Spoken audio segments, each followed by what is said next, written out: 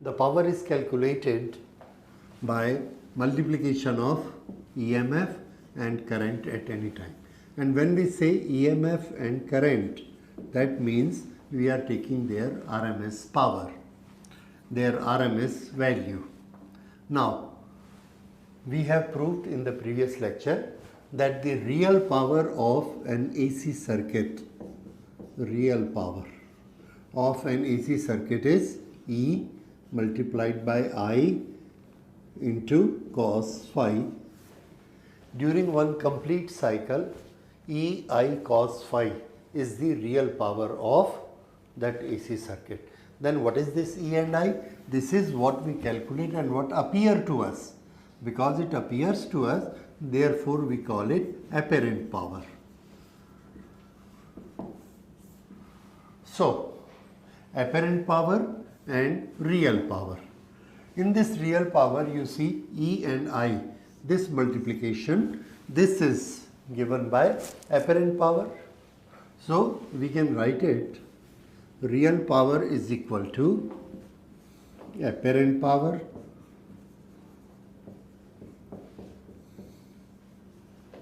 multiplied by cos phi. Now, E and ERMS, IRMS, these are very common values. Whenever we buy a machine, we know on what EMF it will operate. Suppose I buy a pump from the market and we see written on that is operable on 220 volt AC. So this 220 volt is its ERMS, EMF RMS value. Okay, then it is written on that at full load it is taking 2 ampere current. That 2 ampere is again RMS value 2 ampere. So that 220 volt into 2 ampere, 220 volt into 2 ampere. If I multiply the two, what do I get? Power. But which power it is? Is this 440 watt? Is it the work done? It will do for me when I actually pump the water up and calculate the work done by the formula mgh. When I calculate the work done, divide with time, work done per unit time, that is power, what I find, it does not come 440 watt, it comes to 220 watt, it comes to 330 watt, anything like that it comes to. Say it comes to 280 watt. That is the work done per second. Now, why this is there, why this is there? This is actually work I am getting done. So, I will call this is the real power of this pump. And what was this? It was written on the machine. And that was correct also, because when I put a voltmeter, it shows 220. When I put an ampere meter, it is showing 2 ampere. That means according to physics, V into I, this power should be 440 watt. Now, but it is working for me only 280 watt. So, this real power is given by this, and here you find that apparent power has to be multiplied with a factor. This factor is always less than 1 because value of cos is always less than 1. When we multiply apparent power with a factor, what do we get? A real power. Who decides this factor? The machine, the pump I have bought. Maybe I will bought another pump. If I will buy another pump, that will give me the work done, and that work done will be 320 watt. And this will be same. 220 volt, it is taking 2 ampere, but it is doing the work of 320 watt. So I will say it is real power is more. Real power is more, but apparent power is same. So what is more? Power factor is more. Now this factor decides whether the real power will be less or real power will be more. This is deciding. Therefore, we call it power factor. So, what is power factor? Answer, power factor is cos phi. Power factor is equal to here real power divided by apparent power.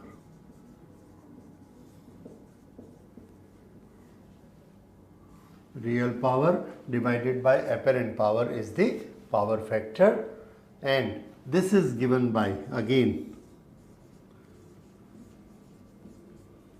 power factor is given by cos phi, and you have seen in this diagram, if this is angle phi, this was R, this was Z, this was XL minus XC. So what is cos phi here? Cos phi here is R upon Z.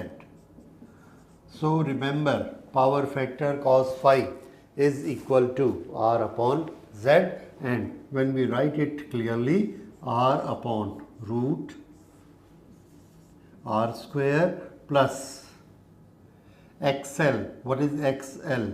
L omega minus 1 upon C omega square. See, power factor depends upon what? Resistance of the winding of that motor, inductor fitted with that motor, capacitance fitted with that motor. So all the motor components decide what is the power factor.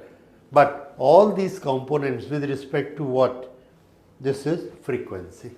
Now suppose all over our country, in India, we are using 50. Frequency is 50. So 2 pi f is 2 into pi into 50, that is 314. 314 is the value of omega for all Indian machines. Now, it depends upon resistance, inductance and capacitance, that what should be the power factor. What we want? We want that this power factor should be maximum possible. This should be maximum possible. If from this machine I want all 440 watt output, I want that this machine is taking 440 watt, it should work for me 440 watt, then I will say its power factor should be equal to 1, 100%. If this is equal to 1, then real power is equal to apparent power. Then I get the full work done. So we always want that power factor should be 1. If it is not 1, then we are giving power to the machine. How much? 440. And how much work it is doing? 280. Then this difference of 160 watt, that is a waste. So we are wasting a lot of energy if power factor of our machine is not 1. If it is less than 1. So now you can tell me, we are giving 10 ampere current to our air conditioner. Which air conditioner is most efficient? Whose power factor is 1, 0.7, 0.6 or 0.5? So yes, your answer is of course power factor should be 1. If power factor is 0.8, then how much power is wasted? That is 20%, 0.2 is wasted. If power factor is 0.7, then 0.3 is wasted. So the government has made a rule that we should mark our machines as 5-star machine, 4-star machine, 3-star machines. So 5-star machines are supposed to be the best because their power factor is maximum.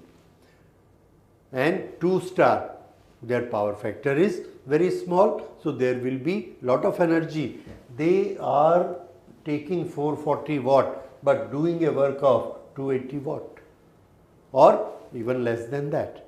That means if if my work is requiring a output of 1000 watt, if I buy a machine which has got power factor 1, then what should be the input? Answer 1000. If I buy a machine which has a power factor of say 0.8, then what should be the power of the machine? 1250. I have to buy a higher power machine. Then 1250 multiplied by 0.8 power factor. How much power do I get? 1000 approximately, that is what I need. Suppose I have a machine which has power factor 0.5. I need 1000 work done. Then I should buy a machine which is 2000 watt. Then I will get 1000 work done. I want to get the work done 1000. That means I should buy which machine? If I buy a machine of 0.5 power factor, then my electricity bill will be 2000 watt. I will have to give the machine 2000 watt and my electricity bill will be for 2000 watt and I am using 1000. If I am having a power factor 1, then I am using 1000 same, but how much electricity bill I am paying? 1000, that is the apparent power. So this makes the great difference. If our power factor is large, we have to make a smaller bill. We are utilizing all the capacity for the power which is generated. Suppose these small things are all added up. All over India, we are producing 1 million units of electricity, and if we are using machines of 0.5 power factor, that means 500,000 we are wasting. So 500,000 means half of our capacity is all useless. All so many people working, so much investment done on powerhouse, just getting failed because our machine's power factor is 0.5. If we increase this to 0.8, so much utility we have made, just like installing a new powerhouse. So many people, so much investment, therefore government appeals to all, and all engineers want that our power factor should be very, very high. Ideally, we can never get a power factor of 1, but 0.8 is achievable and that's very good. Okay, now how to get a good power factor? This is the question. That was importance of power factor. For a good power factor, here we want this value to be large. If this value has to be large, then denominator should be as small as possible. How can we make this denominator small? Answer, if L omega is equal to 1 upon C omega, then this whole thing will become 0. So that is the condition we have for a good power factor. So for maximum power factor, we will write here for maximum power factor. Remember, for maximum power factor, here power factor is equal to cos phi is equal to R upon Z. When this will be maximum? When cos phi is maximum. So for maximum power factor, cos phi is equal to 1. This is one condition you will remember. Then how much should be phi? Phi is equal to 0. When phi is equal to 0, this is the phi. Other diagram, this, what do we call this diagram? Impedance diagram. This is E naught, this is I naught, this is the phase difference. Okay, this is, you know, VL minus VC. Now, if phi has to be 0, what we call it? The phase difference between E and I should be 0. Okay, this condition you will remember. When it is 0, answer is when voltage is this way and current is also this way. So their phase difference is 0. So this is condition, this is condition, this is condition, but how to make it 0? How can we bring it 0? The answer is by putting special values of this. How? Our condition is that this should be 0. So we proceed further. For maximum power factor, cos phi should be 1, phi should be 0. that is 0, and then we come to number 3, L omega should be equal to 1 upon C omega, so that they cancel each other and make this thing 0, and then how much it will be? If this is 0, then this will be only root of r square, which is equal to r, and r upon r is equal to 1. If L omega minus C omega is equal to 0, then this cos phi will be equal to 1, and that is the maximum power. So L omega is equal to C omega by this, L omega is equal to 1 upon C omega, and this gives us omega into omega. Omega square is equal to 1 upon LC, and omega is equal to 1 upon root LC. That means the value of inductor, the value of capacitance in the circuit should be placed in such a way that their value should satisfy this equation. This is electricity supply, this is EMF supply, this is inductor fitted, this is capacitor fitted, and this is the value.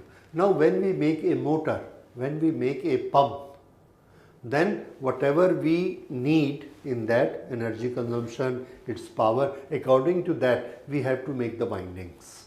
When we make the windings, then according to the number of windings per unit length, its L acquire certain value. So we have to create certain value of L. Now we know on which electricity it has to operate, so we know the value of omega. If we know the value of L, if we know the value of omega, and we want to satisfy this to make the power factor 1, then we can always calculate C. We can always calculate C. We will calculate this C and fit a capacitor R, L, C in series. That capacitor we will fit. This is satisfied and we get the maximum power factor. So what we have done? We have fitted a capacitor. So basically the capacitor fit, when we do the fitting the capacitor, what is happening? Mathematically this becomes 1, but what happens otherwise? See here, if we do not have this VC minus, you remember VL actually was this much. We cut this much VC here, so that VL minus VC has become smaller, phi has become smaller. Suppose this VC is equal to VL, this VC is equal to VL, then the whole thing is cut, the phi has become 0. If phi has become 0, then if phi becomes 0, power factor becomes maximum. Same thing here, we have to make phi 0, so XL and XC should be equal to 0, and that is possible when we fit a capacitance. A capacitor has to be fitted to make this phi 0. So this is a requirement. By fitting a capacitor, we can make power factor better one, and power factor increase, the power of machine increase. You know, sometimes your fan doesn't work, electrician tell you that sir, capacitor has busted out, it has broken out, so we have to change the capacitor, because if there is no capacitor, the power factor decrease a lot. The power factor decrease a lot because this value is gone. Therefore, this power factor decrease so much that the remaining power is not sufficient to run the fan. So fan doesn't run. The moment he fits the capacitor, again the power factor increase, the usable power increase, and that power is sufficient to run the fan. So this is all the world of power factor, and it is so important. So this is calculation. Why power factor? How to increase the power factor? What is meaning of the phase difference? Why E and I should be in the same phase? And how important is capacitor with which we are increasing the power factor? So now after that there is one small thing known as current without power. So that we will study in the next lecture. Thank you. We have studied about power factor. Now, E, that is EMF, and I, that is current. In AC circuit, they may not be in the same phase, and according to phasor diagram, there may be certain phase difference between the two. If this is E0 phase and this is I phase, I0 phase, then this represents the phase difference between the two. Okay. Now, at this current, we can consider there are two components of this current. One component of this current, which is I cos phi, is in this direction, I0 cos phi, and there is another component which is I0 sin phi. These are the two components of this current. Now, which is the current along E0? This is the I0 cos phi is the current along E0. Okay, when we do the work, what is the definition of the work? Work is force multiplied by displacement in the direction of force, in the direction, dot product. That is work, that is power. So, whenever we need to find a power, you have seen in power factor that this is phi, this is I, this is E, then E multiplied by I into cos phi. So, we get a factor of E. If this is E, this is phi, then what is this factor? E cos phi. Multiply with I. E cos phi into I, that is E into I into cos phi, that gives the power. So, in the power, what we are doing? We are multiplying current with that component of E which is in the direction of current. The same thing we can do. If this is I, we can draw a component in this direction. This is component of I. And how much is this? This is I cos phi. So, if this is I, this is component of the I, and multiplication of these two gives the power. Right. That is what I am telling you, that this is current, this is E, this is phase difference, and I cos phi is that factor which multiplied with the E0, this makes the power. Then this current, I0 sin phi, is it participating in making any power? Answer no, absolute no. Because this is at right angle to E, and at right angle their multiplication is 0. It does not participate in making power. Therefore, this component, that is I sin phi component of the current is called Wattless current. Wattless current means no power. This is Wattless current. What is I cos phi? I0 cos phi makes the power, so is called Wattful current. So, this is Wattless current, Wattful current, a very small notation. So, here we have all the definitions of alternating current, and then we are going to study instruments or the equipments which are important in alternating current propagation. And there are two things, generator and transformer, which we will be doing in our further lectures. Thank you.